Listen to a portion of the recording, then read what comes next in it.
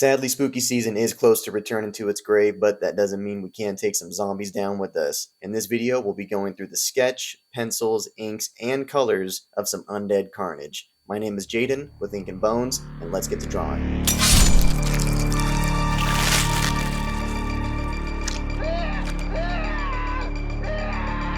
So the inspiration for this piece was based off of a group of YouTubers who do a yearly ranking video called 31 on 31.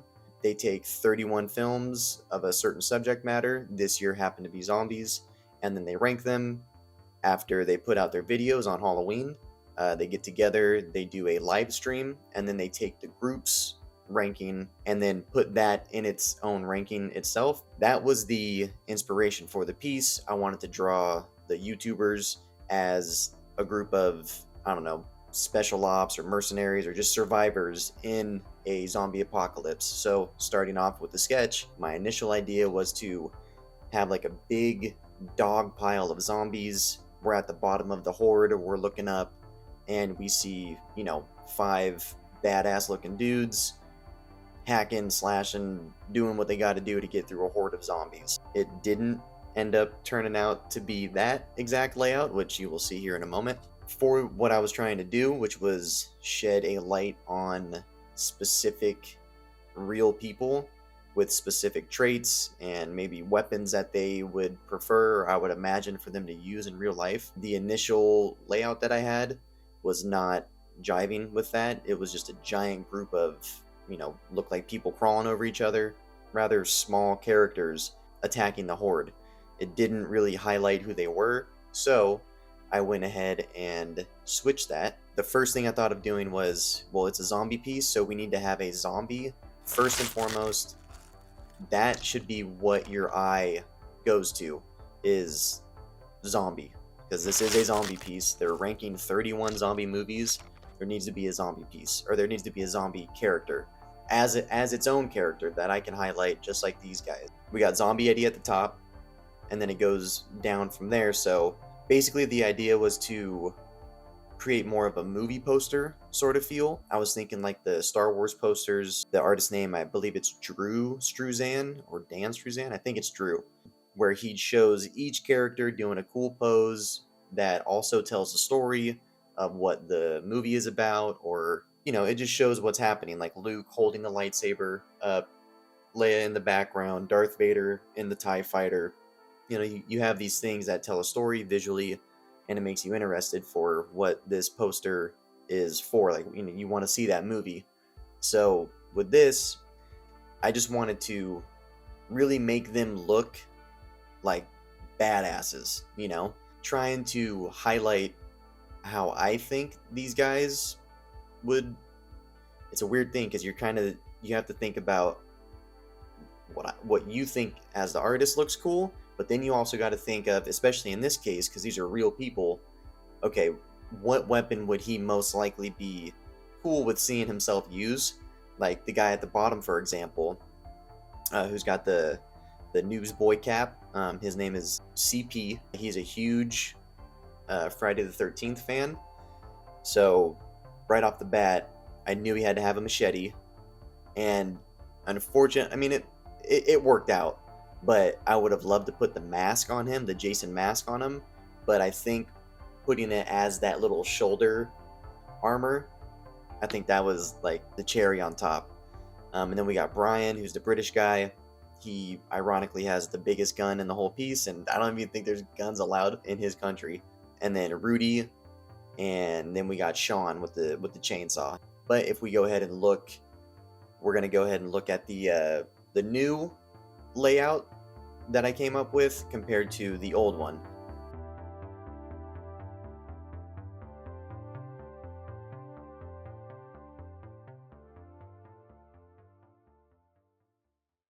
So looking at the old one, I wrote meh at the top at the time of doing this, which was already damn near 3 months ago. It's cool. There's a lot of mayhem going on, but it definitely just doesn't. You wouldn't know who these guys were, even if I drew them looking exactly like how they look in real life. They're so tiny, So comparing to the new one, you can clearly see their faces, you can clearly see their intention, their emotion,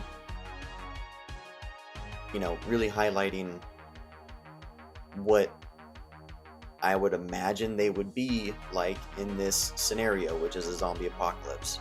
Alright, so now we are into the pencils, and it was a little bit tricky going from sketchy mode to pencil mode, adding more detail, making sure everything looks nice and chunky when it needs to look chunky, and corroded and decayed, and you know, the zombies lips right here are going all the way down to his chin, trying to make it look as, you know, nasty as I can. But that's what the pencils are for, is I need to have as much information for future me to know what to draw, what to detail.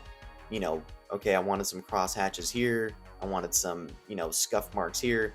Now this is a digital piece, so when you're inking it, it's not so set in stone as if you were literally inking it.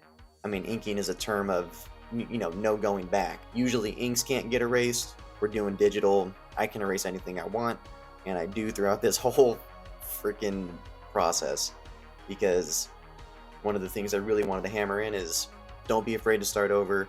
Do not be afraid to erase. You're going to just accept it.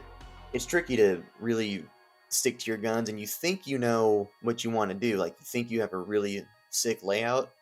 It doesn't always turn out that way, because I started this out going, oh, this is going to be so fucking cool, they're going to be fighting this giant, you know, 50 plus horde of zombies, and it didn't work out that way. So I'm putting every buckle, I'm putting every little, to a certain extent, strand of grass, filling in where I would imagine a full black shadow goes. And that's a huge trick to having drawings that look a little bit more professional than earlier drawings, is really know where your light source is, because that's gonna free you up from like really making the piece look too muddy, too like busy. Because if I have a light source in a whole bunch of different directions, I might have a shadow coming this way, but then then there's a shadow coming, you know, up this way, and it all doesn't make sense. You get really discombobulated about where the light source is, and like I said, it starts looking muddy.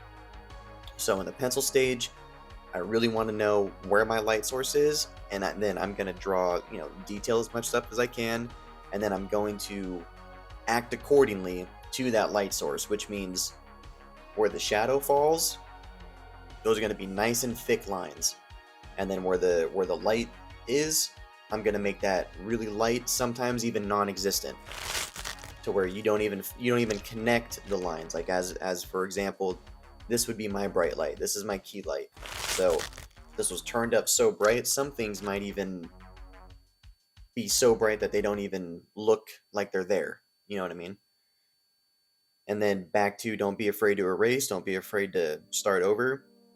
This whole bottom section of the piece, I completely got rid of. Not got rid of, but I definitely did a rather extensive edit on that. I still had the zombie coming out of the grave, I still had the tombstones, but I kind of made a little adjustment on them. Then I started realizing, like, oh, okay, so this bottom guy, CP, he's going to be the one that's actually in the scene as far as what these guys are fighting, what setting I'm putting them in. He's the one that's in that setting. They're in the graveyard. We got the classic, you know, Night of the Living Dead, still wearing their clothes they were buried in, you know, crawling out of the grave, that sort of stuff. As this is going on, I'm thinking, okay, the light source is going to be to our top left, shadows are going to be to our bottom right. And you can see as if when I'm filling in the graves, when I'm filling in their faces, the shadows, everything is falling backwards to that bottom right, because again, that's the furthest thing away from the light. Just going through and really trying to fill in as much information as I can, again, so I know in the future this is what needs to get drawn like this. And once we get to the ink stage, you'll see there's still a lot of stuff that I do without having the exact thing drawn in pencil before. But also, you know, I love pencils. I would consider myself a penciler because I take pride in my pencils. I try to put as much detail as if I could hand this off as a finished piece in the pencil process. that kind of makes sense. And then there's stuff that gets penciled, you know, like the chainsaw goop. I maybe went a little too crazy because I was trying to think of how much muscle tissue and whatever have you would stay stuck on that chainsaw. May have went a little overboard on the pencil portion of it, but then when I got to the ink stage, I went, okay, that's a little bit too much detail. I can go ahead and pull back on that because these are real guys and you don't want it to get super bombastic. I mean, the amount of goop and stuff that's like hanging from the top of the chainsaw to the bottom, that just wouldn't happen. But all right, so that is the pencils, and let's go ahead and zoom in and check this mofo out. So we got the guy coming out the grave here. This is CP looking all dapper Dan, right? Got the shoulder armor. He's ready just to fucking destroy. We got the Boo crew in the back. That's what I'm calling these guys. Right? And then if you look, you know, you can kind of see it. All the shadows are falling on the right side, our right side, right? I mean, look at the back of that tombstone. It's completely black. Same with this guy's shirt. Completely black. The grass is going to be completely black. The back of that tombstone. You know, everything on this side is going to be completely filled in. And I fill in that barrel with black.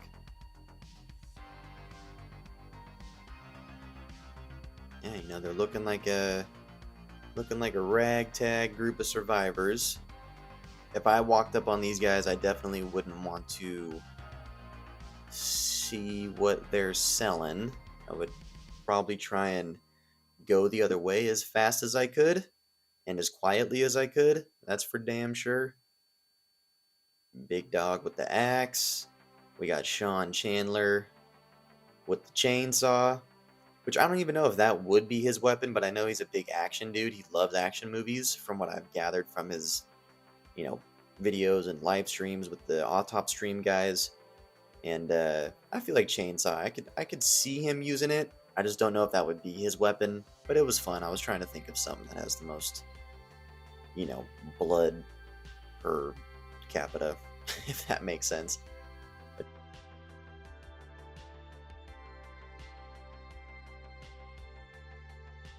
now we're on the inks. Speaking of ink and bones, we just worked on the bones and now we're working on the inks. So even though I'm hesitant of coloring, I was very, very hesitant to get to the inks because the guys that I look up to, I'm looking at those guys the whole time. You know, I have like a reference picture up to the side. You know, looking at them, I really wanted to do my best to emulate them because I don't know what the fuck I'm doing. I'm looking at guys that seemingly know what they're doing, and I'm trying to copy them as best as I can. I'm taking little tips of, okay, this is how they do shadows, this is how they do all that sort of stuff. And then again, you know, this is a blessing for digital, is the zombie's arm coming out of the grave that CP is getting completely switched his arm, because if you looked at it, it looked like as if it was trying to be foreshortened, which is in perspective, like this is foreshortened, my little fingers here, but I didn't really execute it properly, so it was a side shot, but I drew it as if it was coming at you. So I switched that up to make it more of his arm is more in the ground, more in shadow, which is what's nice about a nighttime scene is you can use shadows to your benefit to a certain extent. You know, when in doubt, black it out. You don't want to just go into your piece and just start fucking slapping all black. Bernie Wrightson, he was so good at doing such stark light to such stark shadow, and it just looked so sick. So I definitely was looking at his stuff. I'm a sucker for cross-hatching. I absolutely adore cross-hatching, but I'm telling you, I was painstakingly going over each line, each little embellishment or whatever it was, you know, trying to make sure I know where my light source is, what's going to be completely black. And then again, you know, you can fib, you know, it doesn't have to be, nothing has to be exactly to what real life would be like.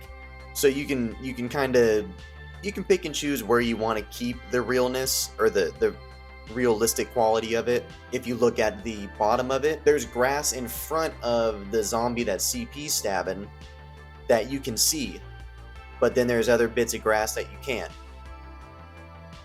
I just decided I wanted you to see this part, and then, you know, and then also you want to break it up. You want to look at the piece as a whole, which, looking at this, now that we have a really clearer picture, we go through here, we get to see, we got the blood popping out of the guy's head, we got the zombies in the mist, doing the typical mist trick, where you just kind of stop drawing, and just do like a couple little lines where it's supposed to fade into mist. I sell it a little bit more in the colors than I did here. It looks good here, but then once I colored it, it kind of looked like shit. And then again, there's strands of hair on the bottom right zombie. You know, there's the little strands of hair that are in the complete black of his, of his shadow. But you still drew a little bit of there, or I still drew a little bit of them in there, just to keep it, there is hair over here. You don't want to completely black stuff out. I didn't zoom in so close, but CP stubble on his chin.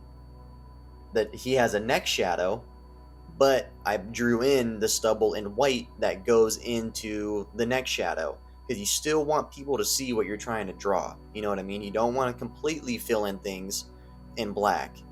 Like, for instance, in the inside of that barrel there, it was not all the way filled in black. There was still a little bit of that rim light in there.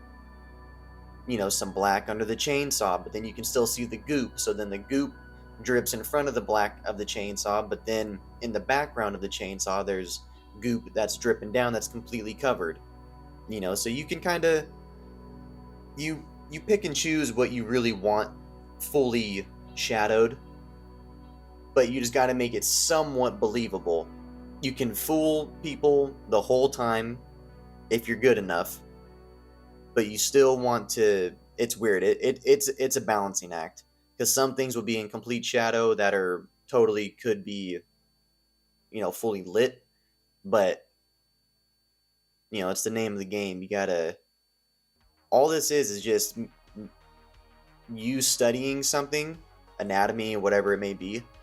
It's just you studying it and knowing how to essentially fool someone into thinking like, oh, that's exactly what a face looks like. But now we're on the colors. And the colors were so fun to do. I didn't hate myself at all during the process. It was a blast. There wasn't multiple times of me going, what the fuck are you doing, buddy? Because I had no clue what I was doing. You can see that a lot of these things just get filled in with one color, as if it's that easy. Like, oh, I'll just make this all red because I kind of want a red light to hit them, and it's so stupid. But what I really wanted to highlight in this section is your light source. This is a prime example. We got the key light up here. This is my moon, right? If I block that out, there's no nothing, right? I'm in complete shadow. The moon is these guys' key light. This is what is lighting them. There needs to be a secondary light source. I realized that as I was coloring. And so now, I'm filling in all the base colors because I had to have the base colors. Everything needs their own color, because even though if I wanted stuff to have a green highlight, I can't just color one of their fucking backpacks green and then put a little highlight on it and say, oh, well, it's just so green outside. I'm not that good. I did their skin tone, I did their jacket color, I did their eye color, the iris, the wood, the metal, all that stuff. But I added little highlights of the key light, right, which is the green, which you'll see. There's a whole bunch of green that gets pushed into this piece. But then I needed an accent light, right? Which, in my case, this is my accent light. This is my little glow light, right? You see that blue hitting me, right? Which actually, little camera trick. This isn't casting any shadow. This thing isn't casting nothing. This is just giving me a little bit of a glow. I took that concept and put it into the piece, which you'll see we got the green coming from top. I'm still honoring the light source. The top left light, bottom right shadow. But you got a bunch of things coming out of the ground. Well, let's make them coming up from like hell, or coming up from some sort of something. And I started realizing that as I was coloring CP, which he's getting all these green glows, he's getting nice, and it's a nice like shimmer casted down on him of this like green specter color, looking green. I just figured he's in the graveyard, and the graveyard mist is kind of like that cool green looking teal color. So I figured he would have most of that on him. But then here we go, coming up from the ground, we got the red hitting this zombie that CP's attacking. This is when I knew, okay, I got my colors down. I just got to keep this going throughout the whole thing, right?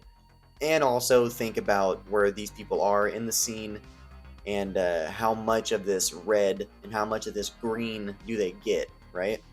And usually I do something called cell shading. It's just like the standard, cartoon coloring like Dragon Ball Z. They have a base color orange, they have a dark color of the orange, then they have a lighter color of the orange. And then you pretty much just work with that. In this case, I kept everything. I really like this brush that I used. I really dug how I like the effect it was giving, a little bit more of a realistic looking, like as if I actually painted it.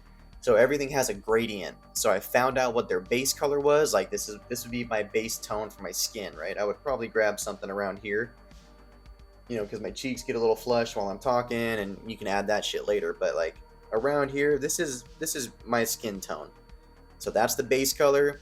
And then I gradient in the darker, and then I made, the lighter color coming down from where the light source is. Then I started adding the highlight colors, which is its own layer, which is such a godsend as far as digital coloring, digital anything comes, is you can make layer after layer after layer. You can do a little lasso tool around what you specifically want to be colored. So digital definitely comes in handy, especially when you don't know what you're doing at all. And I used it to my full advantage here. So with each person, I put the base color, I gradient in, I kind of fill in the darker color, and then I put in the highlight color, which is the green, and then I put in that little accent color, which is the red, on every single person. And then once they were completely colored, I grouped them together, put an overlay on top, and then added a whole bunch of, blood splatter. And then we're just doing little, accent lights, the closer they get to the moon, I'm putting a little bit more yellow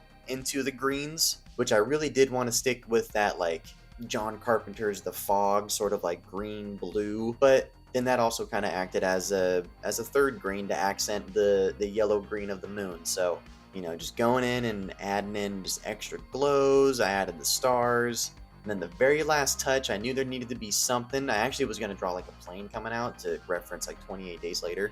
But I added that little like shimmer behind them, almost like but it's got like this cool ethereal looking spread of a glow behind them or something. Man, this is it.